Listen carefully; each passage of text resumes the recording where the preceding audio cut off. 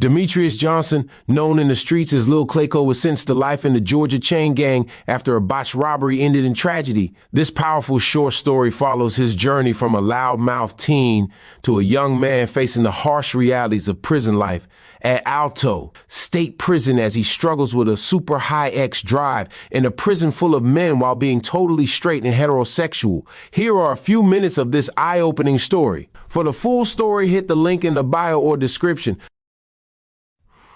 Lil Clayco had a high S-word drive and struggled with rainbow activity. Demetrius Johnson, known as Lil Clayco in his neighborhood, was the kind of kid who made himself known the second he stepped into a room. Loud, funny, too smart for his own good. The streets of Clayton County had carved him out like a rough diamond, sharp, unpolished, and constantly under pressure.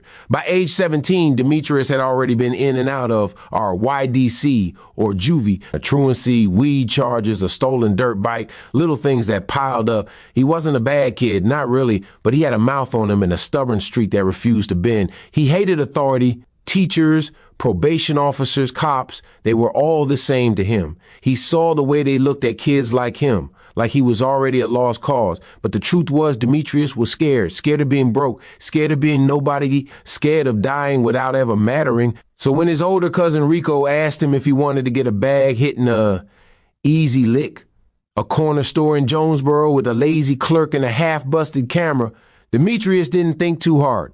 It was supposed to be easy money. Rico had the stick, a Remington 20-gauge pump action, and Demetrius was just there to grab the cash. That's what he told himself. He wasn't a killer, but when the clerk hesitated, Rico didn't, reacting to the chubby Indian man beginning to reach under the counter.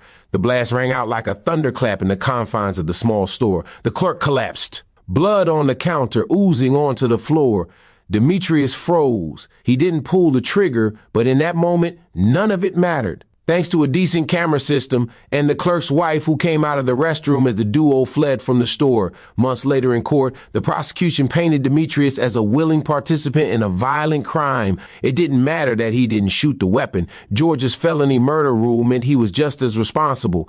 His public defender was a frail, mousy-faced man who was severely overworked. Lil Clayco's mama cried every day. Demetrius sat in his orange jumpsuit, watching the jury, mostly older, mostly white, stare at him like he was already gone. When the sentence came down, life without the possibility of parole, it didn't feel real. Demetrius felt like he was floating outside of his body and looking at himself saying, "I'm glad I ain't your ass, bruh." The same day that he received that life sentence was the same day he turned 18. A few weeks later,